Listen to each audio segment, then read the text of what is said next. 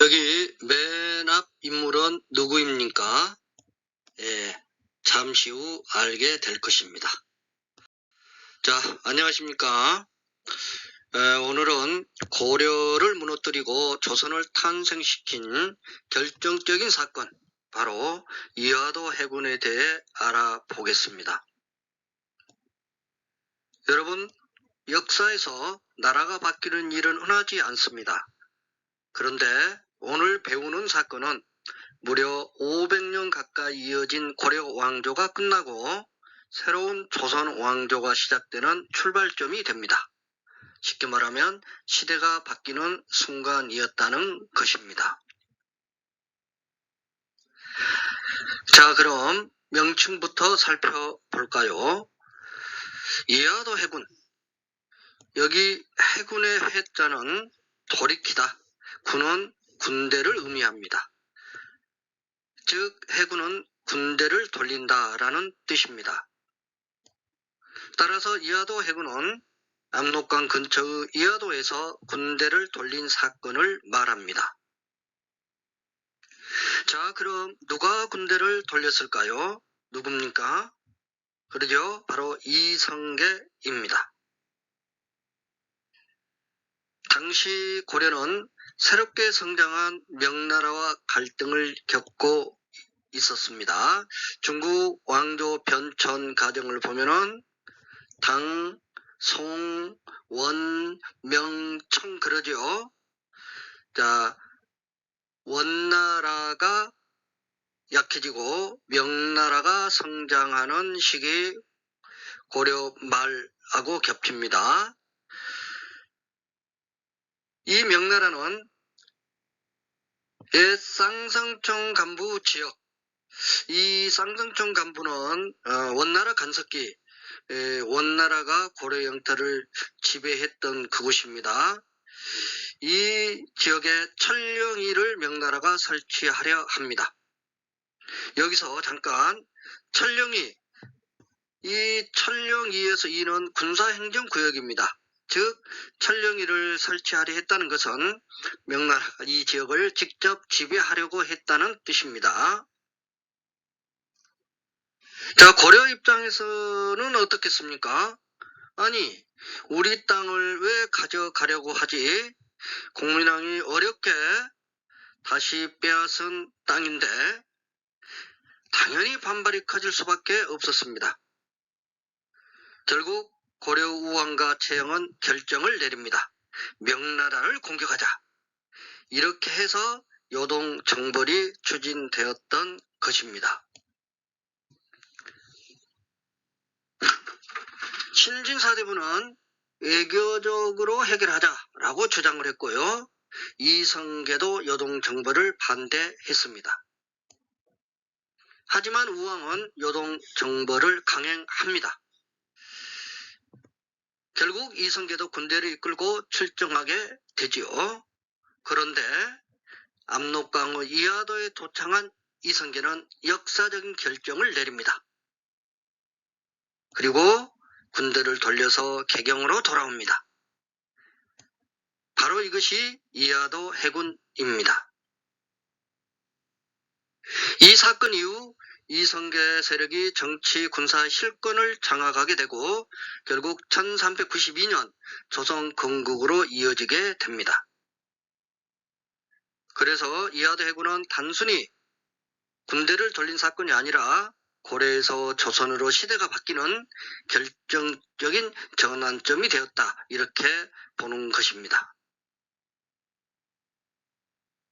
자, 여러분, 그렇다면 이성계는 왜 군대를 돌렸을까요? 그 배경을 하나씩 살펴보겠습니다. 당시 고려말 사회는 매우 혼란스러웠습니다. 여러분, 원나라 간섭기 때 성장한 지배층 기억나지요? 맞습니다. 바로 건문세족입니다.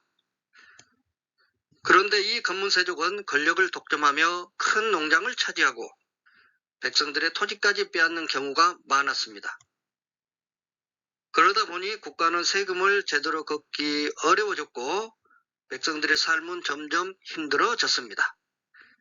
게다가 외구의 침입도 계속되고 있었습니다. 쉽게 말하면 나라 안팎으로 문제가 한꺼번에 터진 상황이었던 것입니다.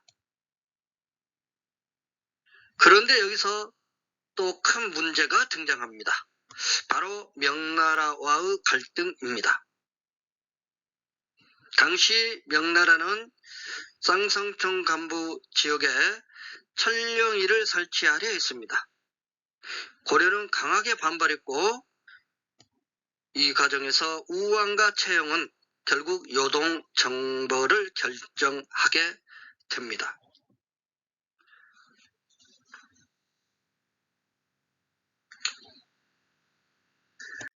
내키지 않았지만은 이성계, 조민수 등은 왕의 명령에 따라 요동 정벌을 하기 위해 출발하게 됩니다. 20여일에 걸쳐서 압록강에 이른 이성계, 왕에게 군대 철수를 허용해 달라고 4가지 이유를 들어 간곡히 부탁합니다. 이 4가지 이유, 이것을 뭐라고 한다고 했죠? 그렇습니다. 사불가론, 이렇게 이야기를 합니다.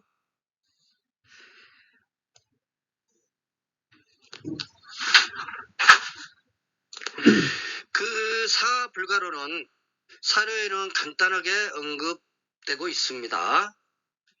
간단히 소개하면은요, 작은 나라가 큰 나라 공격하는 것은 불리하다. 여름철이라 시기가 적절하지 않다. 명나라와 전쟁할 때 애구의 침입이 있으면 어떻게 할 것인가? 무더위와 장마로 활 사용이 어렵고 또 전염병이 퍼질 위험성이 있다. 이러한 4가지 내용이었습니다. 하지만 우왕은 명령을 바꾸지 않았고 계속 공격하라고 명령합니다. 그래서 이성계는 이하도에서 결국 중요한 결단을 내립니다. 이 전쟁은 무리다. 그리고 군대를 돌려 개경으로 돌아옵니다. 이 사건이 바로 이하도 회군인 것입니다. 자, 여러분, 이하도 해군 이후 고려 사회는 어떻게 변했을까요? 한마디로 정리하면 권력의 중심이 바뀌기 시작했습니다. 이성계는 해군 이후 우왕과 채영 세력을 몰아내고 정치와 군사의 실권을 장악합니다. 그리고 여기서 아주 중요한 변화가 나타납니다. 바로 신진사대부 세력의 급성장입니다. 신진사대부는 검문세족 중심의 낡은 질서를 개혁하려 했습니다. 대표적인 개혁이 바로 가전법입니다. 자, 국가가 관리들에게 토지를 취급하는 제도 가전법.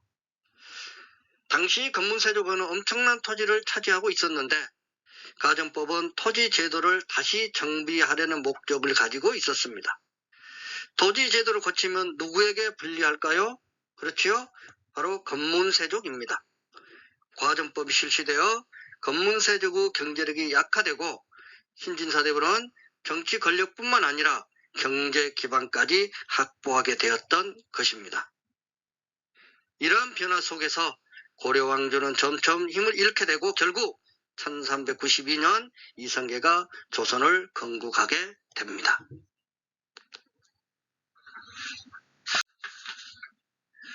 자, 그렇다면 이하도 해군의 의미는 무엇일까요?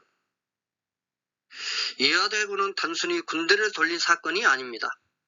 검문세족 중심의 오래된 질서를 약화시키고 신진사대부의 중심에 새로운 질서를 만들어가는 출발점이었습니다. 즉 고려가 무너지고 조선이 시작되는 역사적 전환점이었다는 것입니다. 쉽게 말하면 시대가 바뀐 사건이다 라고 할 수 있겠습니다. 자, 여러분, 이제 마지막입니다. 그렇다면 이하도 해군은 과연 좋은 사건이었을까요? 아니면 나쁜 사건입니까? 사실 역사에서는 하나의 사건도 보는 관점에 따라서 평가가 달라질 수 있습니다. 그래서 이하도 해군 역시 긍정적 평가와 부정적 평가가 함께 존재합니다. 먼저 긍정적인 평가를 보도록 하지요. 당시 고려사회는 매우 혼란스러웠습니다. 검문세족의 부패가 심했고 백성들의 삶도 어려워졌습니다. 그런데 이하도 해군 이후 신진사대부가 크게 성장하며 개혁이 추진됩니다. 대표적으로 과전법 같은 제도를 통해서 토지 문제를 정비하려고 했습니다. 그래서 어떤 사람들은 이하도 해군을 부패한 고려사회를 개혁하고 새로운 시대를 연 사건이다 이렇게 평가하기도 합니다.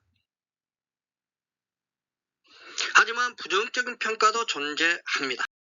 왜냐하면 군사력을 이용해 권력을 장악했다는 점 때문입니다.